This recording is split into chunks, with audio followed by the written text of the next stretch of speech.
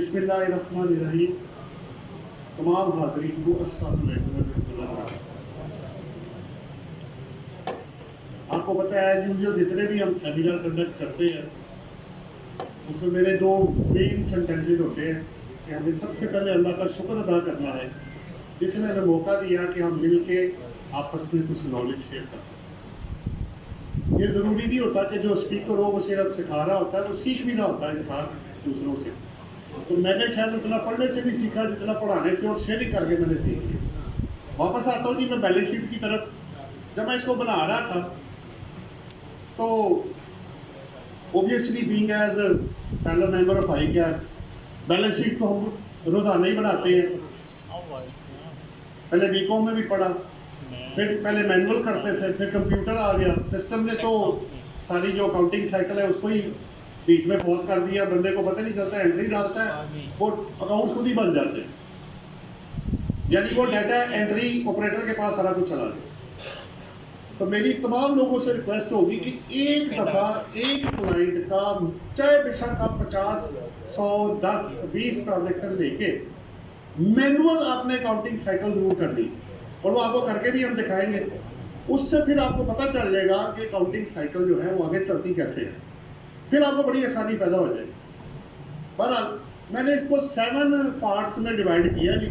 2 पहले मैं न्यूज़ आपको दे दूं, जो अभी न्यूज़ ही है, ज़रा वेरीफाई हो जाएगी बाद में। पाक रेवेन्यू में आया जी पहला आज की जो 25 तारीख में न्यूज़ थी, पीएम साहब ने कहा जी पहली बात तो ये कि 350 को डेफर कर दे, बट ये अभी सिर्फ कहा ही है।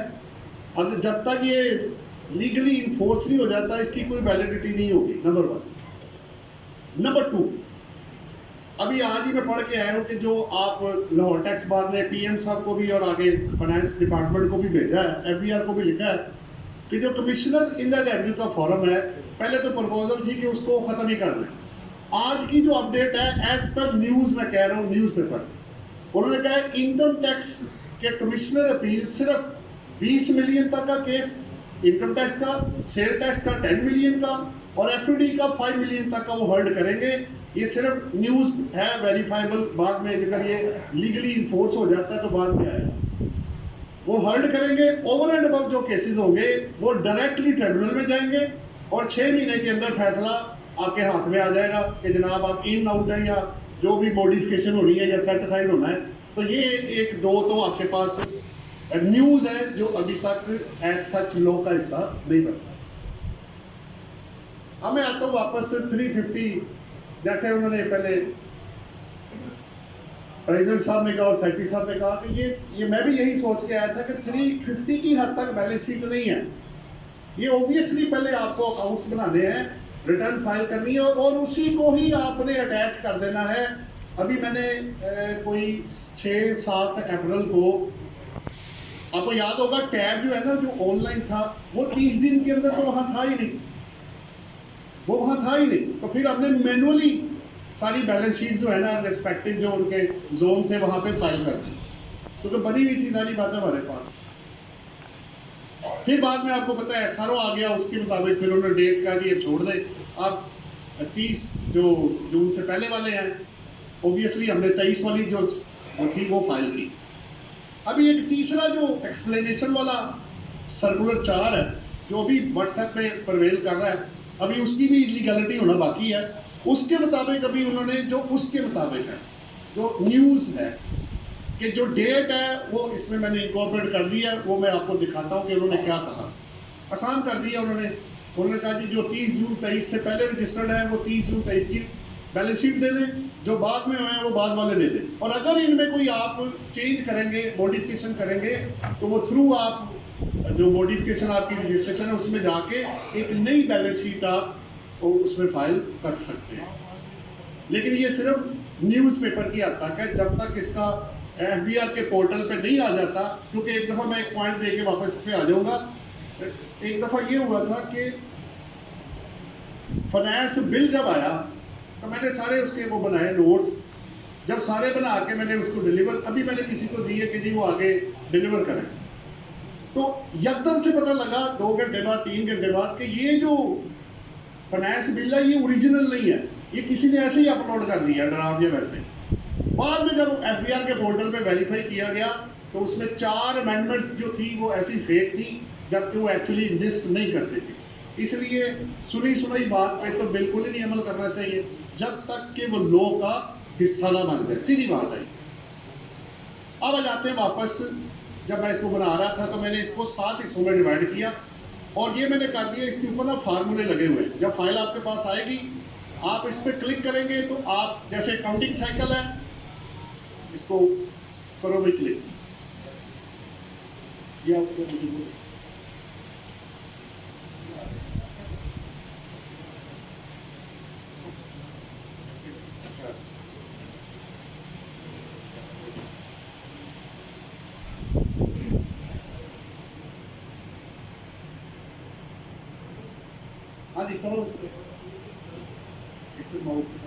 ये मैंने इस पे ना हाइपर लिंक लगाया हुआ है क्योंकि फाइल जब बड़ी हो जाती है तो फिर उसको ढूंढना मुश्किल हो जाता है। हाँ जी, ठीक था माउस।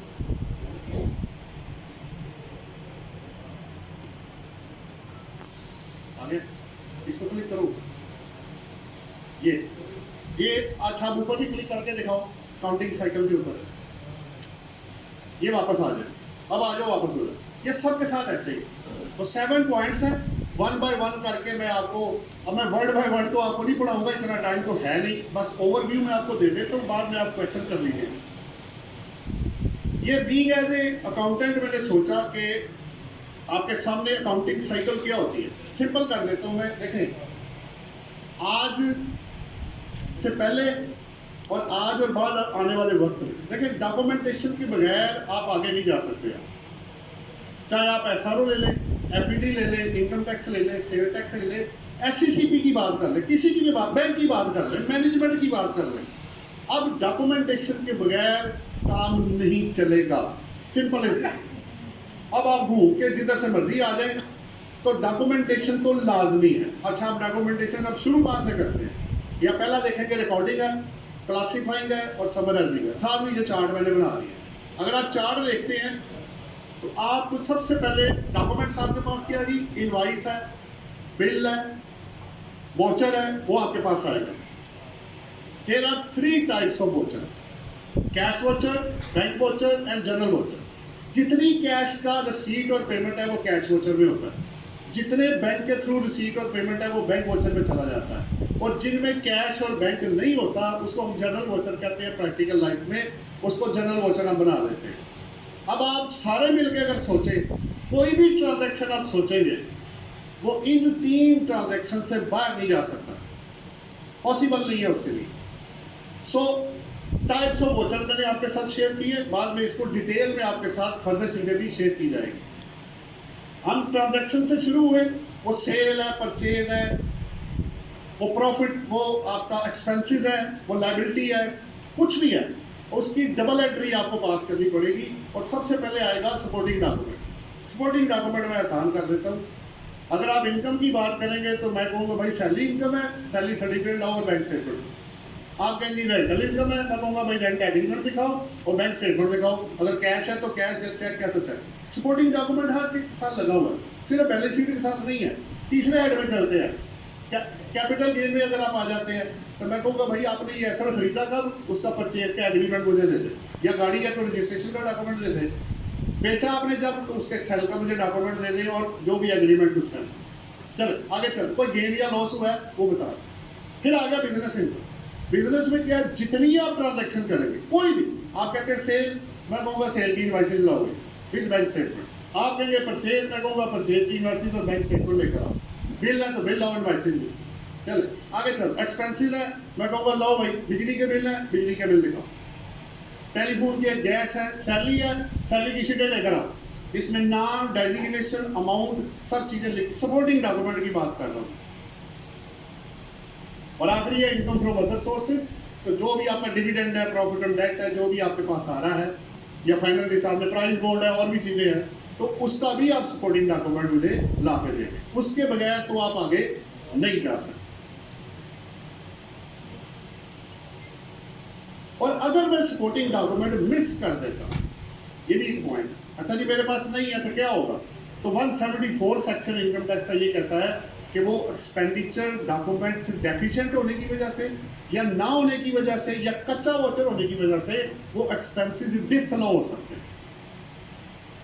ठीक हो गया? इसका मतलब है कि मैं प्रैक्टिकली भी बाउंड हूँ, लीगली भी बाउंड हूँ कि मैंने सपोर्टिंग डॉक्यूमेंट जो है वो ऑडिट करते वक्त या अदरवाइज उसको प्रोड्यूस करना लाजमी है मेरे लिए, और मेरे पास और कोई चॉइस नहीं है। चले अब इन शॉर्ट ये है, हम ट्रांजैक्शन से शुरू करते हैं। और ट्रांजैक्शन आप देख सकते हैं, इसमें आप जर्नल में ट्रांजैक्शन रिकॉर्ड करते हैं, क्लासीफाई कर देते हैं, फिर उसमें क्या बनाते हैं आप, उसके लेजर अकाउंट्स बना रहे हैं। बिजली है तो बिजली का, इलेक्ट्रिसिटी का एक लेजर बनेगा जिसमें पूरे 12 बिल आ रहे होंगे। इसी तरह हर एक के अंदर ट्रांजैक्शन आ रही होंगी। फिर उसको उठा के आप ले जाते हैं ट्रायल बैलेंस में, और अल्टीमेटली ट्रायल बैलेंस से आप चले जाते हैं अपनी जो फाइनेंशियल स्टेटमेंट्स है वो आप बैलेंस शीट और profit and loss. So you cannot only prepare the balance sheet without the going through the real accounting system. ये नहीं है कि मैं पकड़ूं, अच्छा जी एंड पे जितने बैंक बैलेंसेस हैं, जितने शॉर्टकट मारने के लिए जितने एंड बैलेंसेस हैं वो मैं उठा लूं, मे भी वो एक्चुअल के बराबर आ जाए, लेकिन काफी चीजें बीच में से स्किप होने के चांसेस है। स्टॉक इन ट्रेड आप कैसे लेंगे? अब फिजिकली पढ़ा हुआ है बुक्स में, उससे टैली नहीं करना, तो बुक्स में भी टैली करना और फिजिकली भी टैली करना। बहरहाल बात यह है कि जितना डाटा आप बना रहे हैं होता है और खत्म होता है जाके फाइनेंशियल स्टेटमेंट्स के लिए। हर साल क्लोज, हर साल की रिटर्न अलग, हर साल की असेसमेंट अलग, हर साल के विद होल्डिंग टैक्सेस अलग, हर साल अलग अलग चलता है। वो आपको पता है, इस पर काफी जजमेंट भी आ चुकी है कि एवरी ईयर इंडिपेंडेंट है, keeping in view the facts and figures, और उसकी जो ट्रांजेक्शन है उसको देखना पड़ता है। ये आपका जी अकाउंटिंग साइकिल था।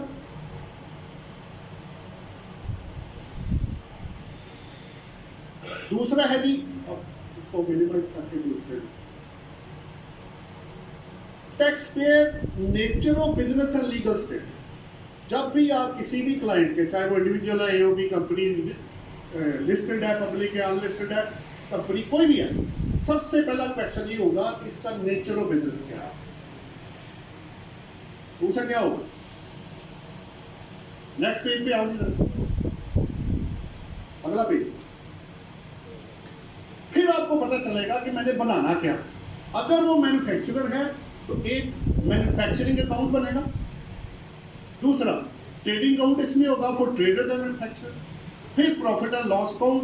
और जहां नॉन ट्रेडिंग कंसर्न है, नॉन ट्रेडिंग मीन्स कि जो लोग जैसे चार्टर्ड अकाउंट्स और वकील अगर हम लोग हैं, आईटीपीज हैं, हम लोग चीजें नहीं बेचते, हम टाइम बेचते हैं, सर्विसेज देते हैं। तो मैं प्रॉफिट एंड लॉस अकाउंट नहीं बनाऊंगा, मैं बनाऊंगा इनकम एंड एक्सपेंडिचर अकाउंट। और फिर statement in changes in equity है, जो अमूमन आपके लिमिटेड कंपनी में बनाई जाती है, प्राइवेट या लिस्टेड अनलिस्टेड में, और आपका कैपिटल अमूमन बैलेंस शीट के अंदर ही होता है, वही statement of changes in equity. Next balance sheet है और आखिर में कैश फ्लो स्टेटमेंट है। तो ये सारी चीजें जो है ये फाइनेंशियल स्टेटमेंट्स का हिस्सा हैं। इनमें से एक डॉक्यूमेंट उन्होंने आपसे मांगा है, और वो कौन सा है? वो बैलेंस शीट है। बाकी एक्टिविटी सेल परचेज की वो ऑलरेडी आपसे सेल टैक्स रिटर्न के थ्रू ले रहे हैं। बहरहाल आपको पहला क्वेश्चन ये क्लाइंट को करना है कि भाई तुम करते क्या? कमीशन एजेंट हो, डिस्ट्रीब्यूटर हो, डीलर हो, मैन्युफैक्चरर हो, ट्रेडर हो, क्या है, ताकि आपको पता चल सके कि आपने उसके लिए क्या, कहां से शुरू करना है। पीछे आओ जी। नेक्स्ट पॉइंट है जी लीगल स्टेटस।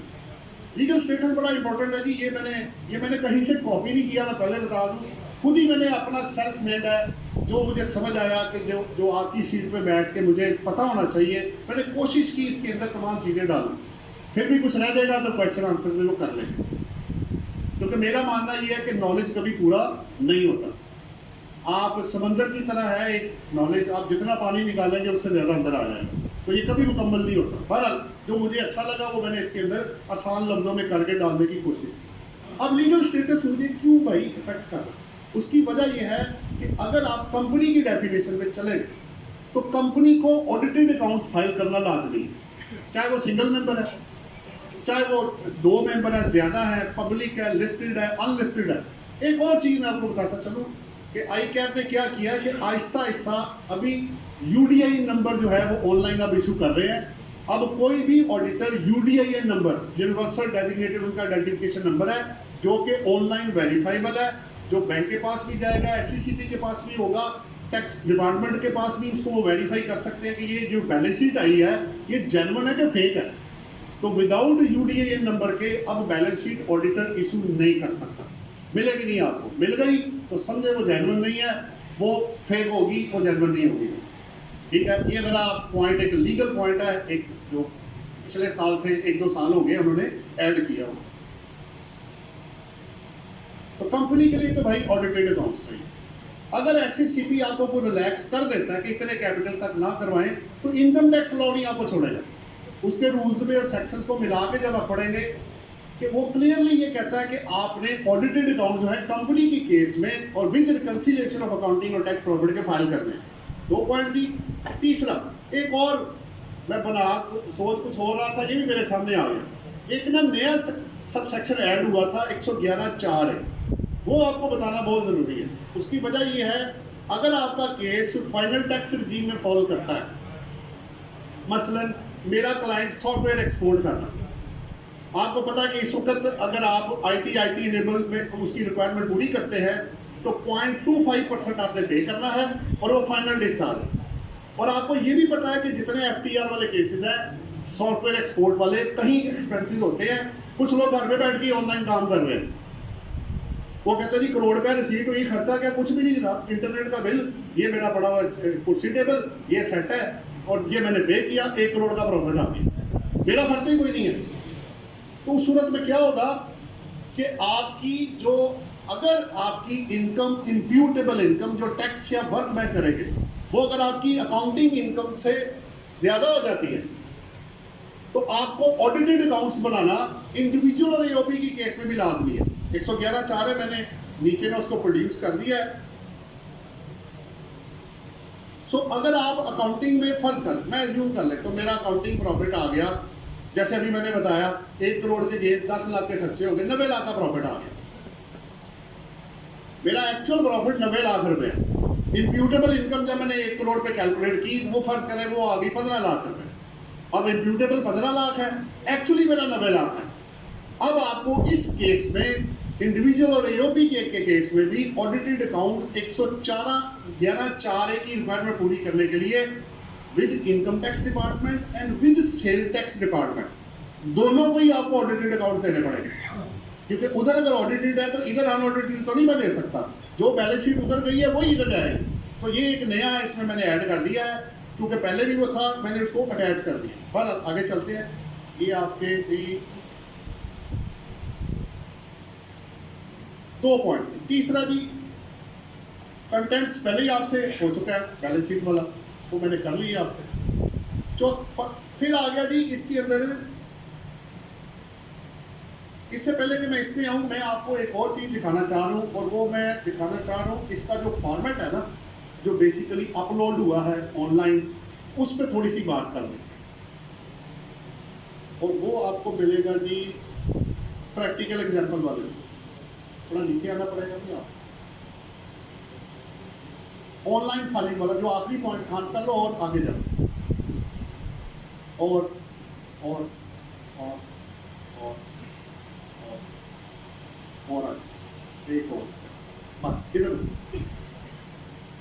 ये है जी, ये फॉर्मेट एग्जैक्टली वही है जो आपकी एफबीआर ने पोर्टल पे अपलोड किया हुआ है, जो आप अटैच करेंगे। मैंने फिगर्स अज्यूम कर ली अपने पास से, आप देख सकते हैं कि इसके अंदर अगर आप लायबिलिटी साइड पे देखें तो capital, long term borrowing, creditors, payables and other liabilities. Sir इसमें ना 2-3 चीजें मैं आपको जो कर दूं वो ये है, स्पेसिफाइड जो हेड है वो तो उधर ही रहेगा, जो बाकी जितने बचेंगे वो अदर में चला जाएगा। इसी तरह अगर आप एसेट देखते हैं, फिक्स एसेट से लेके बैंक बैलेंसेस तक, ये वो फिगर्स हैं जो रिक्वायर्ड है स्पेसिफाइड, और बाकी अदरवाइज जितना होगा वो सब नीचे लायबिलिटीज में भी अदर में चला गया। और ये एग्जैक्टली उसी तरह ही है, अगर आपको याद हो तो इनकम टैक्स लॉ के 5 हेड्स ऑफ इनकम है। अगर पहले 4 हेड्स में जो ना गया वो ऑटोमेटिक 5वें में चला जाएगा, वो है इनकम फ्रॉम अदर सोर्स। ये एग्जैक्टली उसी तरह ही है कि जितनी लायबिलिटीज ऊपर चलेगी ठीक है, जितने एसेट ऊपर चलेंगे ठीक है, तो बाकी किधर जाएंगे, वो अदर में चला जाएगा। अच्छा, इसमें एक जो टेक्निकल पॉइंट है ना, अगर आप रिटर्न के अलावा फाइल करेंगे तो उसमें ये है कि आपको अगर कोई अमाउंट जीरो है तो आपको फीड करनी पड़ेगी।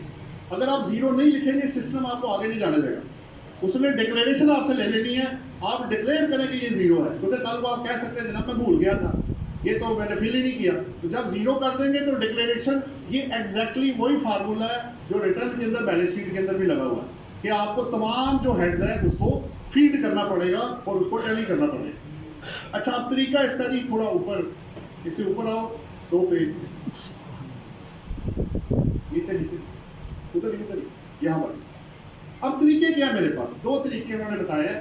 या तो आप रिटर्न के साथ उन्होंने, मैंने लिख दिया इसके अंदर सेल टैक्स रिटर्न में जो टैब है आपका डिक्लेरेशन का, उसमें न्यू सब टैब उन्होंने ऐड किया है फाइलिंग और बैलेंस शीट के लिए। आप या तो रिटर्न के साथ करते हैं, और अगर नहीं तो फिर दूसरा तरीका आपके पास ये है कि आप इसमें रजिस्ट्रेशन जो टैब है 14(1) का जो सेल टैक्स का, उसमें उन्होंने ये 4 चीजें सब टैब नीचे खोले हुए, कंटेंट्स, डाटा आपको नजर आ रहा है, अटैचमेंट है और असाइनमेंट है। कंटेंट्स आप चाहें तो कोई लेटर मार्क कर सकते हैं। मैं एक लेटर का सैंपल इससे नीचे वाला पेज दिखाऊंगा, ये सैंपल बस मैं आपको दिखा रहा हूँ। हमने लिख दिया कि जनाब आपका रूल ये था, रिक्वायरमेंट बैलेंस शीट की थी, मैं अटैच का। अगर आप नहीं भी करेंगे तो वो चला जाए, कोई मसला नहीं। इसी ऊपर आओ वापस। अब ये अगले जो 2 है ना, अगर आप रजिस्ट्रेशन टैब में जाके करेंगे तो आपको डाटा भी फीड करना पड़ेगा जो भी मैंने दिखाया आपको, और प्लस आपको अटैचमेंट भी करनी पड़ेगी बैलेंस शीट, तब सिस्टम आगे आपको जाने देगा, वरना वो चलता नहीं है कि पहले आप अटैचमेंट करें। इवन कि मैंने डाटा फिल भी कर दिया, डाटा भी फिल करना है और अटैचमेंट भी करेंगे तो आपकी बैलेंस शीट जो होगी वो फाइल हो जाएगी। चले अब इसको पीछे आते जी वापस, आपको ऑनलाइन भी आ गया, 7वां पॉइंट पे ले आ। अब आ जाओ ऊपर 15 वाला जो नेक्स्ट का बता रहा, चौथा पॉइंट। अब ये 15 मैंने पॉइंट्स है, मैं आपको इसको एक एक करके इस पर बात कर लेता हूँ। देखें, मुझे बैलेंस शीट बनाते वक्त यानी डिक्लेयर करने से पहले what are the main key points to be considered before filing, before declaration of balance sheet with the even income tax department और सेल टैक्स डिपार्टमेंट। पहला क्या है जी, ये बैलेंस शीट आपने एक्चुअल फिगर्स की बेस पे बनानी है, पहला पॉइंट। अब क्यों ऐसे, अगर आप स्टैंडर्ड या दूसरी चीजें भी पढ़ेंगे तो टैक्स डिपार्टमेंट रीवैल्यूएशन सरप्लस या डेफिसिट को नहीं मानता। रियल फिगर आप देंगे, आप अपनी land, building, plant and machinery को अगर रीवैल्यू करके काउंटिंग में डाल भी देंगे, स्टैंडर्ड की डिपार्टमेंट पूरी भी कर देंगे, तो टैक्स डिपार्टमेंट उस सरप्लस या डेफिसिट को रिवर्स करके फिर आप टैक्स में टैक्सेबल इनकम निकालेंगे। तो इट मींस ये जस्ट लाइक वेल्थ स्टेटमेंट की तरह है कि आपको एक्चुअल फिगर जो होगी, जो रियल ट्रांजैक्शन, जो सपोर्टिंग डॉक्यूमेंट से आपने ड्राइव की थी, वही आपको रिपोर्ट करनी पड़ेगी। अच्छा, लेटर ऑन आप क्या कर सकते हैं बैलेंस शीट में, आप डेप्रिसिएशन चार्ज कर सकते हैं, अमोर्टाइजेशन कर सकते हैं, फिगर कम हो जाएगी, ऐड भी कर सकते हैं। फिर एक और मैंने नया पॉइंट इसमें डाला, 35 सबसेक्शन 4 है, जो ये कहता है, पहले IAS 2 पहले होता था, इंटरनेशनल अकाउंटिंग स्टैंडर्ड। अगर मेरा स्टॉक है 1 करोड़ रुपए का, उसकी NRV आ रही है 90 लाख रुपए, आप 10 लाख का लॉस बुक कर सकते हैं और वो आपको 35 सेक्शन अलाउ कर रहा है, ये भी मैं आपको बताता चलूँ। और अगर आपके को बैड डेट्स हैं या लायबिलिटी पेड नहीं करनी 3 साल के अंदर, तो वो भी आप चीज़ें अपनी बुक्स में से निकाल सकते हैं। सो रियल फिगर्स में कुछ थोड़े बहुत एडजस्टमेंट होगी, वो आप उसको चेंज करेंगे। दूसरी बात, ये डबल एंट्री कॉन्सेप्ट है, जैसे अभी मैंने बताया, ये ना एक तराजू की तरह मैं इसको आसानी के लिए कहता हूँ। ये डेबिट है, आप इसको डेबिट समझ लें, लेफ्ट को, राइट को क्रेडिट समझ लें। जितना वेट इधर डालेंगे उतना ही इधर आना। अगर 10 लाख डेबिट होगा तो 10 लाख ही क्रेडिट होगा, इसे डबल एंट्री हम कहते हैं वैसे। बाकी ट्रांजेक्शन डिटेल में आपसे बाद में करूँ। अच्छा, अब इसको आपने मिला देना जाके, बड़ा अच्छा मौका मेरे लिए कि इस डबल एंट्री का कॉन्सेप्ट एग्जैक्टली वेल्थ स्टेटमेंट और रिकंसिलिएशन में भी है। वहां भी लोग क्या करते हैं, बैलेंसिंग फिगर उठा लेते हैं, ऐसे नहीं है। मैं आपको तरीका इसका पूरा समझाऊंगा। ये दोनों, चाहे बैलेंस शीट या प्रॉफिट एंड लॉस अकाउंट या वेल्थ स्टेटमेंट विद रिकंसिलिएशन और कैश फ्लो, ये दोनों ही डबल एंट्री का हिस्सा है। ये कभी भी आउट नहीं हो सकते अगर आप एंट्री पूरी सही डालेंगे। अच्छा, अब बैलेंस शीट क्या है जी? Balance sheet is a list, in short is a list of business assets and business liabilities. Wealth statement क्या है? Is a list of personal assets and personal liability. आप देख लें, आपका घर आपकी बैलेंस शीट में नहीं आता, वेल्थ में आ रहा है। आपकी जाती गाड़ी बैलेंस शीट में नहीं, इधर आ रही है। आपकी ऑफिस की गाड़ी जो ऑफिस के नाम पे है या कंपनी के नाम पे है या बिजनेस के नाम पे है, वो बैलेंस शीट में आएगी।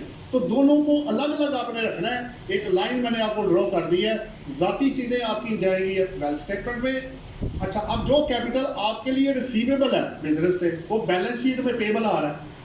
तो दोनों की एंटिटी भी सेपरेट है, इंडिविजुअल अलग रखना है, बिजनेस को अलग रखना है। नेक्स्ट क्वेश्चन ये भी आया जी, इसको बनाना कब है? Date of preparation of file. आप जैसे पहले भी मैंने शेयर किया था, आप किसी भी डेट पे प्रॉफिट एंड लॉस अकाउंट और बैलेंस शीट बना सकते हैं, किसी भी डेट पे, monthly, quarterly, daily, weekly, half yearly आप बना सकते हैं, प्रोवाइडेड कि आपका डाटा सिस्टम के अंदर फीड हुआ हो या आपके पास अवेलेबल हो। डाटा एंट्री की होगी, आपको रिजल्ट्स अकाउंटेंट्स खुद ही निकाल के देंगे। इसकी पॉजिटिव साइड ये भी जो मैं देख रहा हूँ, ये नहीं कि ये मेरे फील्ड से कनेक्टेड है इसलिए, देखें इसमें लोगों के लिए जॉब्स भी क्रिएट होगी। अगर रेवेन्यू उधर जाएगा, कंप्लायंस बढ़ेगी, तो अकाउंटेंट्स जो बेरोजगार है या आपकी फीस और उस पर भी इम्पैक्ट जाएगा, रेवेन्यू उधर भी जाएगा और रिसोर्सेज ट्रांसफर होंगे बिजनेसमैन टूवर्ड्स दी जो एम्प्लॉइज है, और आपकी जो अनएम्प्लॉयमेंट है उसमें इफेक्ट आएगा। देखिए बात ये है, एक और बात जो आते करते करते मुझे याद आ गई। देखिए बैलेंस शीट हर बंदे ने नहीं बनानी है इस पर्पज के लिए, लेकिन टेक्निकली सब ने बनानी है। लेकिन कौन बंदे, वो बंदे कौन है? एक तो एक्सक्लूजन दी आपको लॉ ने, एसआरओ ने, उन्होंने कहा जी इंडिविजुअल, एओपी और एसएमसी अदर देन मैन्युफैक्चरर जो होंगे वो बैलेंस शीट लाजमी देंगे, नंबर 1। लेकिन बात यह है कि इनकम टैक्स पर्पज के लिए बैलेंस शीट तो मुझे फिर भी बनानी है, तो बैलेंस शीट दो डिफरेंट नहीं होंगी, जो उधर आपने देनी है वही इधर लेनी है। इसको डिफर मत कर दीजिएगा, वरना गड़बड़ हो जाएगी, वो मिसमैच हो जाएगा डाटा। और 111 तो सेक्शन वैसे इंकम टैक्स लॉ में अवेलेबल है, अनएक्सप्लेन्ड इन्वेस्टमेंट और क्रेडिट के लिए वो खुल जाएगा। आगे कुछ और भी पॉइंट्स है, मैं अभी आपसे बात करता हूँ। अच्छा, नेक्स्ट क्या है जी मेरे पास? जितनी भी चीजें आप रिपोर्ट कर रहे हैं, चाहे इनकम टैक्स में, सेल टैक्स में, उसका डाटा आपको पता, पहले भी बात हो चुकी है। अपनी परचेजेस को, सेल्स को, इंपोर्ट को, एक्सपोर्ट को, उसको मैच करें। और जो पीआरए में डाटा गया है, जो एफबीआर के पास है, अगर एक क्लाइंट है वो चारों सूबों में काम कर रहा है, क्योंकि आईसीपी आपको पता है वो एफबीआर के पास ही है, तो हम इसको 4 कहते हैं, वह है वैसे 5। तो सब जगहों पे ऑपरेट हो रहा है, तो सब जगह पे अलग अलग रिटर्न आ रही है। अभी मैं सिंगल विंडो भी आ रहा है, वो भी चाह रहे हैं कुछ सेक्टर के लिए, मेरा हाल टेलीकम्युनिकेशन सेक्टर के लिए सिंगल विंडो उन्होंने दी है। बाकी सब लोग अलग अलग पीआरए को सेल टैक्स की रिटर्न लग जा रही है। अगर मैं कराची में भी काम कर रहा तो वो एसआरबी को लग जा रही है, अगर मैं इस्लामाबाद में हूँ तो आईसीटी को जा रही है, पेशावर में हूँ तो केपीके को जा रही है। तो वो सबको आपने चेक करना है, सबको जमा करके तो फिर एक रिटर्न आपकी बनाई जाएगी और उसके साथ फिर बैलेंस शीट अकॉर्डिंगली आएगी।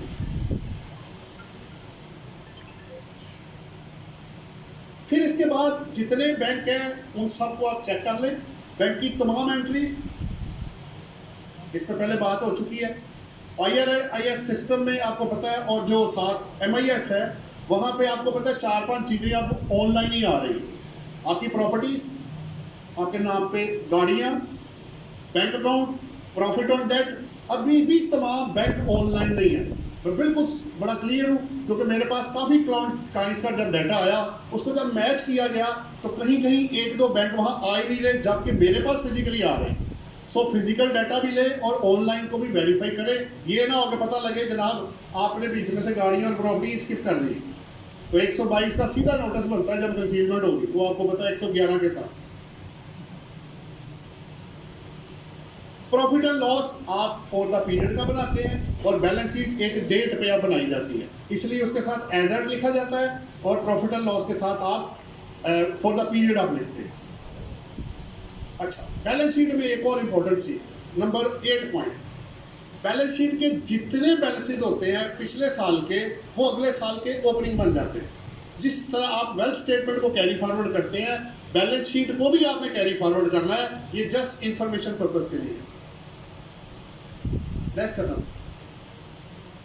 इनकम टैक्स के लिए जो बैलेंस शीट है वो सेल टैक्स के लिए बिल्कुल ठीक है।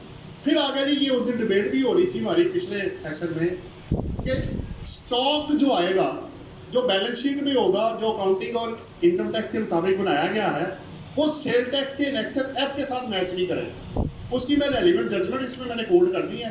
इन तीनों जजमेंट्स में ट्राइब्यूनल की है, जिसमें ये हेल्ड हुआ है कि जो आप इनकम टैक्स में स्टॉक रिपोर्ट करेंगे उसको एनेक्शन एफ के साथ टैली नहीं होना चाहिए, क्योंकि वो जस्ट कैरी फॉरवर्ड है और दोनों को कैलकुलेट करने का तरीका मुख्तलिफ है। 10 नंबर पॉइंट ये किया ना। कैपिटल जो आप ज़ाहिरी बात है इसमें शो करेंगे, उसको अपनी वेल्थ स्टेटमेंट के साथ मैच कर लीजिएगा, बगैर चेक किए उसकी बैलेंस शीट मत बना के दीजिए।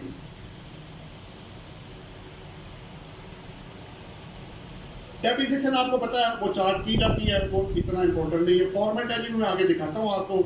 इसके साथ कैश फ्लो भी बनाई जाती है। देखें, कैश फ्लो स्टेटमेंट कंपनीज के लिए लाजमी है, चाहे प्राइवेट है वो हम बनाते हैं, आप भी बना लें इंडिविजुअल एओपी में, तो आपको आसानी हो जाएगी कि पैसा किधर से आया और किधर चला गया।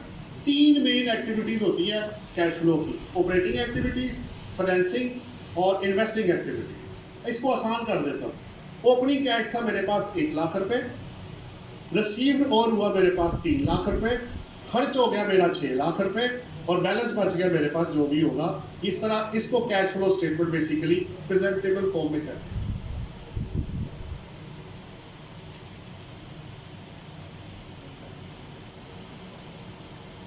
अच्छा, अब ये भी मैंने आखिरी जो इसका पॉइंट बनाया, जब आप बैलेंस शीट बनाएंगे तो जरा अब 2 तरीके होंगे, या तो आप ओपनिंग आगे लेकर आए हैं या पहली दफा बना।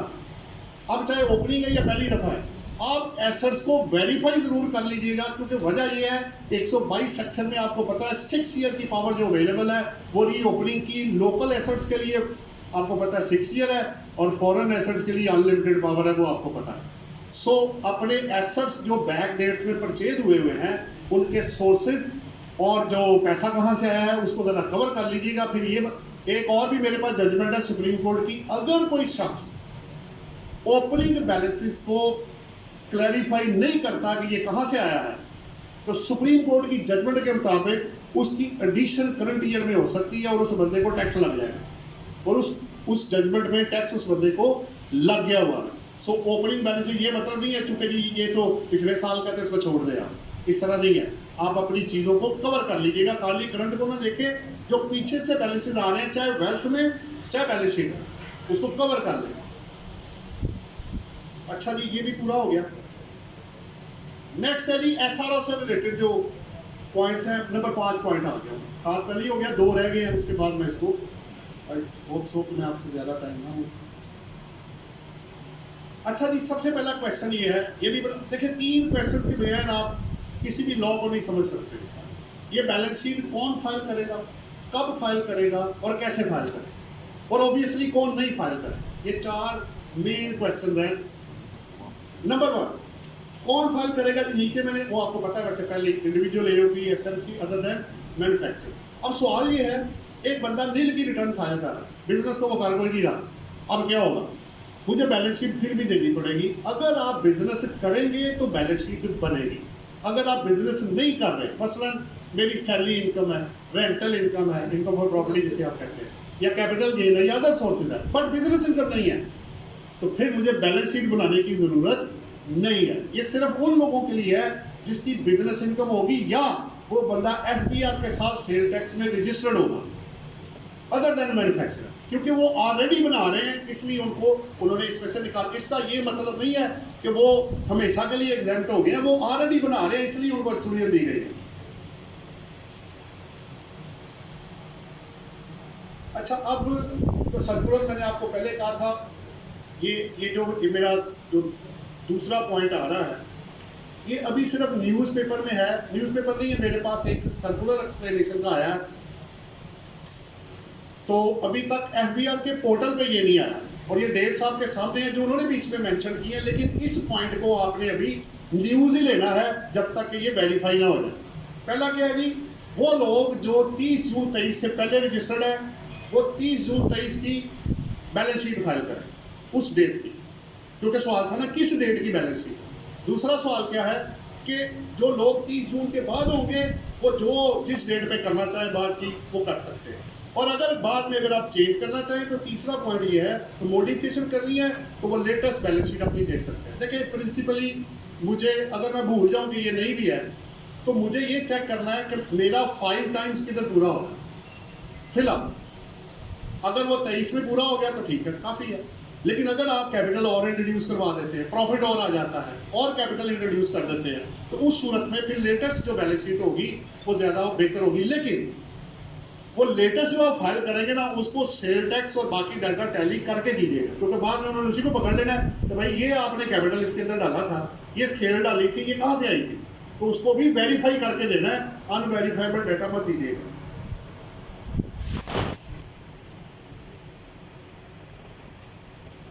अच्छा, अब इसी सर्कुलर के मुताबिक जो अभी अनवेरीफाइबल है, जो मेरे पास फाइनल नहीं है, वो ये कह रहे हैं कि अगर सवाल ये क्वेरीज लोगों ने मार्क की ना जी, डेट पे मैं 2 क्वेश्चन किए लोगों ने। पहला, इसकी डेट क्या होगी, वो जवाब आ गया आपके पास। दूसरा उन्होंने सवाल किया 5 टाइम्स का क्या करें।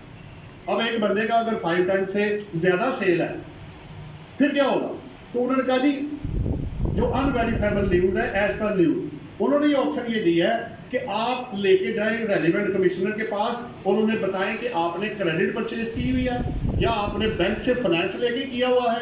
अगर वो सेटिस्फाई हो जाते हैं तो फिर आपको वो परमिशन दे देंगे कि आप अपनी रिटर्न सेल टैक्स की रिटर्न को फाइल कर सकें। देखिए क्वेश्चन अगर ये ऐसे है, फर्ज कर ले अगर ऐसे है तो मुझे तो पूरा डाटा पूरा खोलना पड़ जाएगा। मसलन मैंने कहा जी मैंने परचेज की 2 करोड़ रुपए की, ठीक है भाई लाओ, अब मुझे पहले इनवॉइसेस देनी पड़ेगी, फिर मुझे बैंक स्टेटमेंट दिखानी पड़ेगी, फिर लेजर अकाउंट पूरा देना पड़ेगा, और फिर वो 176 में थर्ड पार्टी से वेरीफाई करेंगे ये भाई साहब फोटो कॉपियाँ लेके आए या बाकी ट्रांजेक्शन हुई है।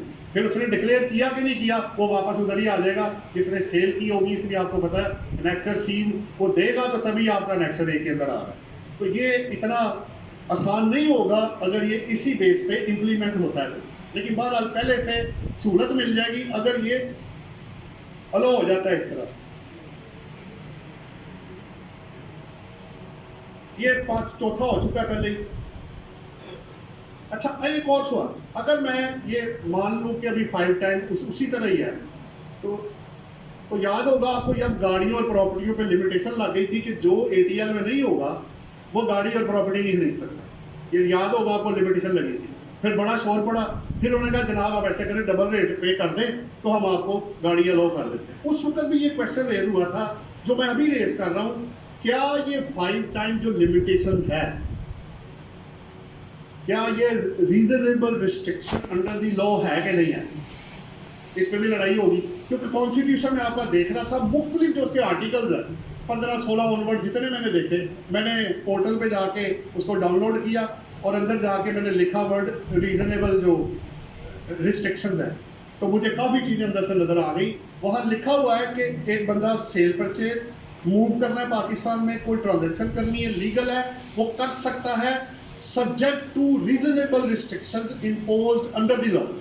तो ये जो मेरी सेल पे आप रिस्ट्रिक्शन लगा रहे हैं, क्या जो कैपिटल से आप अटैच कर रहे हैं, क्या कॉन्स्टिट्यूशन इसको रीजनेबल रिस्ट्रिक्शन काउंट फॉर करेगा कि नहीं करेगा। बस एक लिटिगेशन वाला पॉइंट। अब आ गया जी फेक और फ्लाइंग इनवॉइस। अब जारी बात है सारी बातें अपनी करेंगे तो वो कहेगा भाई अपनी कहानियां सुना रहे हो, मेरा भी तो कुछ सुन लो। मेरी जो फ्लाइंग और फेक इनवॉइसेस है उसका क्या सोच के आए, लोग तो कुछ इन्वॉल्व है इसके अंदर, उसका क्या सोचा तुमने। पहली बात तो यह जी हम ये कह रहे हैं कि चंद लोगों की सजा पूरे लोगों को मत दें। जो बंदा गलत है आप उसको पकड़े और जो सही है उसको जाने दें, नंबर 1। अच्छा, अब मसला ये है पहले से ही आपका जो सेल टैक्स लॉ है 7, 8, 8B, 9 और 73 के थ्रू पूरा इनपुट आपका रगड़ा हुआ है। क्रॉस चेक आ गया जी, इनवाइस नहीं है अब डिसअलाउड नहीं, डायरेक्टली एट्रीब्यूटेबल नहीं है डिसअलाउड नहीं। तो डिफरेंट रिस्ट्रिक्शन लगी हुई है। 180 डेज में पेमेंट ही हुई, ठीक है, वो बाद में क्योंकि कैश में भी कर दे तो मिल जाता है। लेकिन बात यह है कि इनपुट पे सारी रिस्ट्रिक्शन लगी हुई है ऑलरेडी। अब ये बैलेंस शीट की वजह से मजीद इनपुट मेरा मजीद और रिजेक्ट होने के चांसेस है। अच्छा, अब हल क्या है। मैं अभी भी सोचने लग पड़ा कि अगर मैं FBR में बैठा हूँ तो मैं बंदों से पूछता हूँ भाई मुझे कोई सोल्यूशन भी तो दो। मसाइल तो पूरी दुनिया क्रिएट करती है, तुम्हारे पास हल क्या लेकर आए। हल मेरे पास ये है, जैसे 5 साल से हम यही कह रहे हैं आप ये आखिरी इसका जो 8वां पॉइंट है, आप क्या करें कि अपना सेल टैक्स जो है ना उसका रेट रिड्यूस कर दें और इनपुट फारग कर दें। ना फ्लाइंग और फेक इनवाइस रहेगी, ना आपको ऑडिट करने की जरूरत रहेगी, आपको मिलता भी उतना ही है क्योंकि इधर से इनपुट आपको वैसे मिल जाएगा, वो भी आपको मिल गया। हम भी कहते हैं चार्टर्ड अकाउंटेंट, मैं पीआरए के साथ रजिस्टर्ड हूँ जी। लास्ट 4-5 सालों से मेरी रिसीट का 5% उनको चला जाता है, इनपुट मुझे मिलता कोई नहीं। और आज की डेट आप जाके चेक करें, पीआरए जो है वो बगैर लड़े चंद केसेस के अलावा पिछले से ज्यादा रेवेन्यू वो इकट्ठा कर रहा है। ठीक है, इसमें इन्फ्लेशन फैक्टर भी है, नए लोग भी अंदर ऐड हुए हैं, लेकिन वो पैसा पहले से ज्यादा इकट्ठा कर रहा है बगैर लिटिगेशन। तो एक तो अच्छा, फिर अगर आपको 10 लाख रिसीट है, एक बात कर रहा 5% आपने देना, कितनी अमाउंट है? 50,000 है। वो बंदा बड़े आराम से आपको पे कर देगा। अच्छा, फायदा डबल है। अगर वो बंदा सेल पूरी डिक्लेयर कर दे तो इनकम टैक्स भी तो पे करना ना उसने, सेल टैक्स भी आएगा, इनकम टैक्स भी आएगा, लिटिगेशन खत्म हो जाएगी। बट ये प्रैक्टिकली पॉसिबल होगा कि नहीं होगा, ये देखने वाला पॉइंट होगा। प्लस इसमें 2-3 चीजें और करें, broadening of tax base, penalties heavy कर दे। अगर इतना कुछ लेके भी एक बंदा कंप्लायंस नहीं करता तो उसकी पेनल्टी एंड प्रोसिक्यूशन को ज्यादा केस करें ताकि उसको कंप्लायंस करने का पूरा मौका मिले। फिर ये ना कहे मेरे साथ रहती हो। अच्छा जी, फिर आ गया एक प्रैक्टिकल एग्जांपल है, वो जस्ट मैंने आपको दिखाना है। एक जो प्रॉफिट एंड लॉस है, तो ये एक टी काउंटर में प्रॉफिट एंड लॉस एक बना हुआ है। उसमें आपको पता है वो sale minus cost of sale, admin selling, वही जो आप प्रॉफिट एंड लॉस पहले बनाते रहे हैं वो वही है, उसमें कोई नई चीज नहीं है।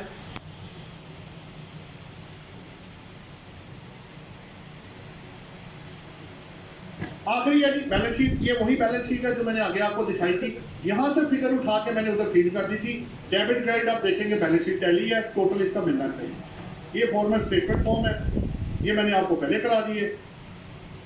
तो ये मैंने वो न्यूज़ आपको पहले दे दी है। तो 7 मेरे पॉइंट जो थे वो आपके पास इन शॉर्ट करके मैंने कोशिश की कि आप तक मुख्तलिफ चीज़ों से ला के आपके सामने प्रेजेंट किए। अब अगर आपका कोई क्वेश्चन हो तो वो आप मेरे पर कर पूछिए। वो कहते बात में कर लो, ये ले लो। बहुत शुक्रिया नदीम भट्ट साहब, आपने काफ़ी डिटेल से समझाया। जिन दोस्तों के क्वेश्चन होंगे वो निशात से मैं कहता हूँ सर्कुलेट कर रहे हैं, सिर्फ उसके अपने क्वेश्चन इन राइटिंग दे दें, तो एंड पे मैं स्पीकर साहब को रिक्वेस्ट करूँगा उन सबके जवाब दे दें। स्पीकर साहब की तकरीर के दौरान कुछ लोगों ने हमें ज्वाइन किया, मैं उनको वेलकम करना चाहूँगा। हसीबुल्लाह खान साहब हैं, ex vice president north tax bar पर, उनका मैं वेलकम करता हूँ। शेख एहसान साहब हैं, vice president PTBA। Shahbaz Qadir sahab हैं, ex vice president PTBA। Chaudhry Qamar Khan sahab बैठे हैं, ex secretary Pakistan tax bar. Zahid Atiq sahab ने ज्वाइन किया, senior vice president Pakistan tax bar. Farooq Majeed sahab बैठे हैं, senior vice president PTBA। Irfan Shah sahab joint secretary PTBA। Syed Sarai sahab बैठे हैं, इनको भी मैं वेलकम करता हूँ। मिर्ज़ा मुबशर बेग साहब हैं, ex secretary Lahore tax bar. Abdul Wali sahab बैठे हैं, ex secretary Lahore tax bar. Rana Mubashar sahab, आपको भी मैं वेलकम करता हूँ। ताहिर भट्ट साहब बैठे हैं, vice president Pakistan tax bar है। मोहम्मद इजाज साहब बैठे हैं, ex finance secretary. Tahir Bashir Mughal sahab बैठे हैं, vice president Pakistan tax bar. Haroon Rasheed sahab बैठे हैं, general secretary cyber tax bar. आपको भी सर मैं वेलकम करता हूँ। राना साहब भी बैठे हैं, जनाब मैं आपको भी वेलकम करता हूँ। अब प्रोग्राम को आगे बढ़ाते हुए मैं रिक्वेस्ट करूँगा अपने chief guest president Pakistan tax bar association कि वो प्लीज़ तशरीफ लाएँ और अपने कंक्लूडिंग रिमार्क्स दें।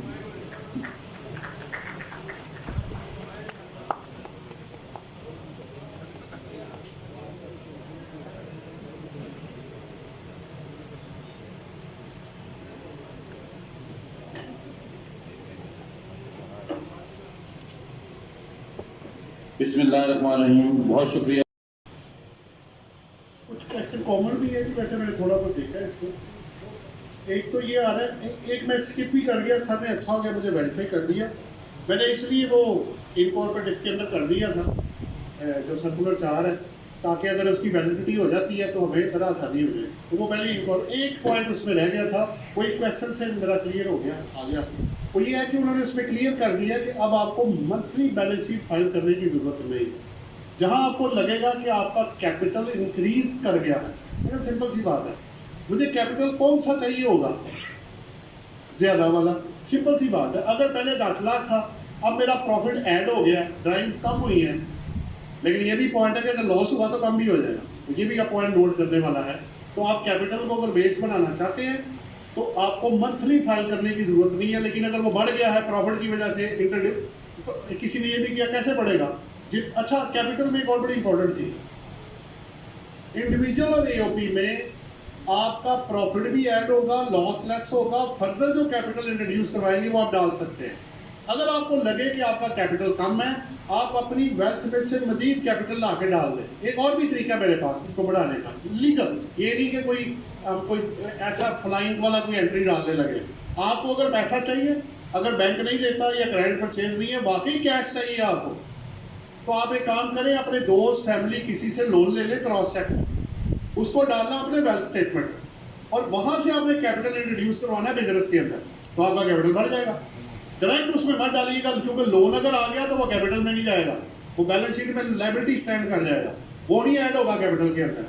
ठीक है, बाकी जो वो दूसरे वाला जो प्रोसेस है वेरिफिकेशन वाला, वो थोड़ा सा ऑब्वियसली जेन्युइन टैक्स पेयर ही, आप जैसे सर ने कहा बड़ी अच्छी बात है, हम भी यही कहते हैं कि तमाम लोगों को जहाँ जहाँ टैक्सेज एप्लीकेबल है अंदर आना चाहिए, और जो टैक्स बनता है वो इसको अब दे। कब तक आप वो लोन पे, मार्कअप पे और डोनेशन पे अपने मुल्क को चलाएंगे? एक वक्त आएगा आपको अपनी ही टांगों पे खड़ा होना पड़ेगा, अपना ही जो पावर है उसको इस्तेमाल करना पड़ेगा। पर सवाल है जी नेक्स्ट मेरे पास, एक उन्होंने कहा my stock is very much higher than my capital, what is the remedy available to me, should I show the figure as payable? देखिए बात यह है, फिर मैं कहूँगा आपको जवाब दूंगा, रियल डाटा भाई, जब मैं कहूँगा मेरा पेएबल है तो वो इनवॉइस मांगेंगे, फिर आप क्या करेंगे? आप कहेंगे मैंने पेमेंट की है, वो क्रॉस चेक मांगेंगे आपसे, या कैश में पेमेंट हुई है, फिर वो 176 सेक्शन में इनकम टैक्स में थर्ड पार्टी से भी वेरीफाई कर सकते हैं, बताओ भी इसका डाटा क्या है।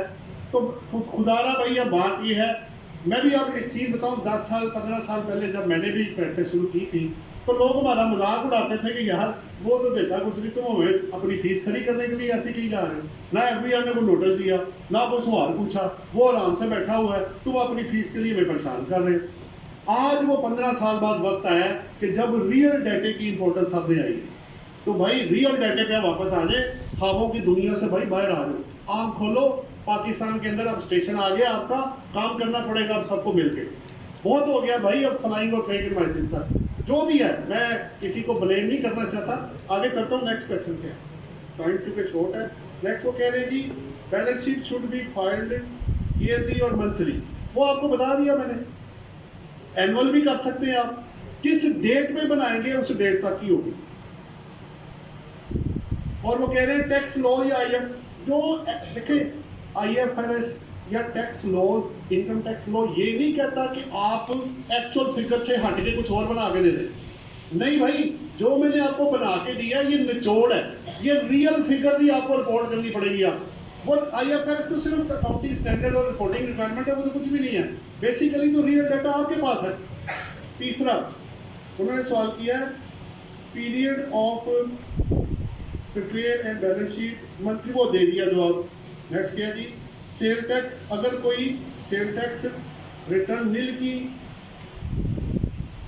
सालों से खर्च रहा है, क्या वो बैलेंस शीट, वो तो आपको जवाब मैंने पहले दे दिया जनाब, कि अगर आप नील की भी कर रहे हैं, बिजनेस में है तो, और अगर आप एक्सक्लूजन में नहीं आए तो यार अच्छा चलो सेल टैक्स अगर आपको मैं छूट ले भी दूँ तो इनकम टैक्स क्या करोगे? तो बनाना तो फिर भी पड़ेगा आपको, कान आप सीधे तरीके से पकड़ ले या घुमा के आगे पकड़ ले, डायरेक्टली और indirectly.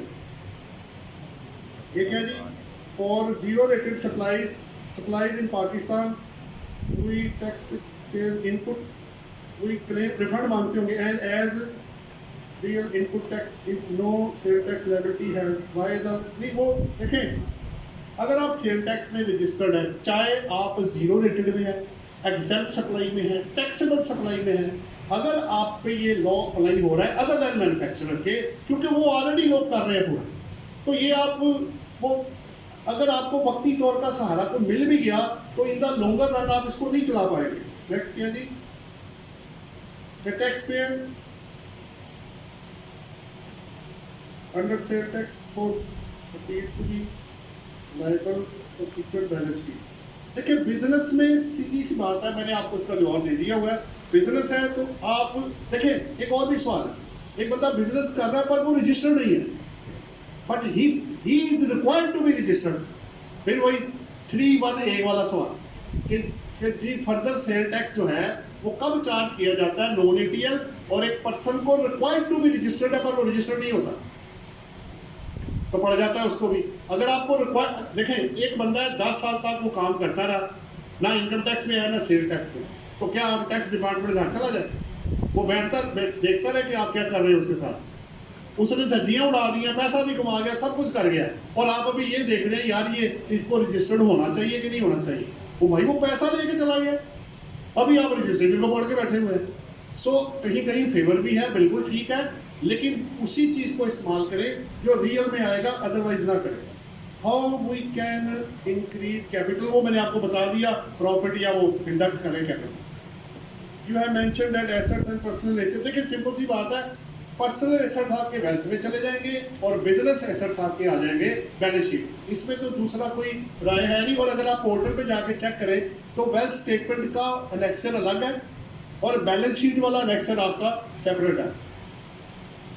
Asset of the applicable for business individual as individual only, business individual sale tax registered. वही अगर आप, अच्छा ये भी एक सवाल है कि अगर एक बंदा, क्योंकि मेरे पास प्रैक्टिकली केसेस ऐसे हैं जिनमें हमने इंपोर्ट की वजह से बंदे को रजिस्टर्ड करवाया, या उस वक्त वो टैक्सेबल थी एक्टिविटी, बाद में वो जीरो हो गया, बिजनेस ही नहीं कर रहा, या इंपोर्ट होने के बाद वो पीआरए के साथ भी रजिस्टर्ड है। तो सवाल ये है कि अगर आप एफपीआर के साथ रजिस्टर्ड है, अगर आप एक्सक्लूजन में नहीं आ रहे, तो फिर बैलेंस शीट का या बिजनेस कर रहे हैं या नहीं कर रहे हैं वो आपको देना पड़ेगा, वरना सिस्टम आगे चलेगा नहीं। क्योंकि चेक एंड बैलेंस उन्होंने लगाया, वो ये चेक करेंगे कि क्या ये बैलेंस शीट, बल्कि एक तो मैं ऑब्जेक्शन भी लग गया, अब तो खैर ऑब्जेक्शन दूर हो गई है, क्योंकि वो अब उसको बात करने का फायदा कोई नहीं, क्योंकि जो एसआरओ बाद में ऐड हुआ है जिसने कहा था कि जी 30 डेज की लिमिट खत्म और बैलेंस शीट में ये चंद चीजें आप दे दें तो काम खत्म हो जाए। नेक्स्ट है जी ये condition of 5 times per month और पर, ये दो तीन बंदों ने सवाल किया है। देखिए मुझे जो पढ़ के नजर आता है वो ये है, अब क्लैरिफिकेशन तो जरूर इसकी हम लेंगे बोर्ड से, जो मुझे पढ़ के समझ आता है कि मुझे हर महीने अपने कैपिटल का 5 टाइम्स चेक करना है, पढ़ के ये नजर आता है। अगर बोर्ड कल को कह दे जी ये एनुअल है तो मैं उन्हें रोक नहीं सकता। अगर वो मुझे, इसमें अभी भी क्लैरिटी नहीं है, ये एक्सप्लेनेशन जो आई है इसमें भी क्लियर नहीं है, लेकिन मुझे being as a fellow member of ICAP या जो भी एज ए टीचर मुझे समझ आता है कि जब भी आप रिटर्न फाइल करने जाएंगे उस डेट में जो कैपिटल होगा उसका 5 टाइम्स आपको मिलेगा, और ये हर महीने मिलना चाहिए, अनलेस बोर्ड इसके अगेंस्ट कुछ और ना एनुअल ना कर दे। ये दो बंदों ने सवाल किया। फिर आ गया जी कैपिटल में जी पेबल आप नहीं ऐड कर सकते, पेबल अलग चीज है, वो जब वो आप कमिश्नर को क्लैरिफाई करेंगे तब वो आपको छोड़ेंगे, वो कैपिटल में नहीं जाएगा, वो अलग है, लायबिलिटी अलग शो होती है। फिर ये एक सवाल था, ये किनका है, ये अहमद सरवर साहब है, कह रहे हैं अगर किसी पर्सन का कैपिटल 1 लाख का, देखें ऑब्वियसली फाइल करने से पहले आप चेक कर लें, अगर आपकी बैलेंस शीट में 5 टाइम्स रिक्वायरमेंट पूरी हो जाती है ठीक है, नहीं होती तो अपने कैपिटल को टू दैट एक्सटेंट लेकर आए अगर पॉसिबल है तो, नहीं तो तीसरा फिर फेज क्या होगा, आपको कमिश्नर के पास जाना पड़ेगा कि जनाब बिल्कुल ठीक है मेरा कैपिटल कम है, लेकिन मेरी परचेजेज या लोन्स या जो भी है, अभी इसमें और भी चीज़ें एक दो स्किप भी हो रही हैं, एडवांसेस फ्रॉम कस्टमर, खैर वो इसकी इतनी जरूरत नहीं है, लेकिन बेसिकली लोन और पेबल उन्होंने आपका जो क्रेडिट वाला है उसको कवर कर दिया, subject to examination and verification by the relevant commissioner. आखिरी है जी, ये कह रहे जी मई जून में नो सेल परचेज, देखिए कुछ भी है, अगर फर्ज करें मार्च है ना जी, ये अप्रैल अब क्लोज हो रहा है, तो मार्च की सेल टैक्स रिटर्न आपने फाइल की, तो आप फरवरी पे 28 फरवरी पे आप उसको उठा लें, आपने, लेकिन आपको profit and loss account, balance sheet सब कुछ बनाना पड़ेगा पहले, रियल वाला, फर्जी वाला नहीं भाई, वो नहीं चलेगा। तो रियल डाटा लेकर आए, रियल की बेस पे चेक करें, और अगर आपका नील है या वैसे पूरा हो गया है तो फिर बेशक आप 30 जून वाली भी पे कर दें। तो मतलब अगर आप 30 जून से पहले रजिस्टर्ड है 23 से, तो 30 जून 23 वाली दे दें, वरना आप ऑनवर्ड जो आपकी जिसमें ज़्यादा कैपिटल आता है वो आप उठा के उसमें बेनिफिट उठा। आपके यही मेरे पास आए थे, आप लोगों का बहुत बहुत शुक्रिया।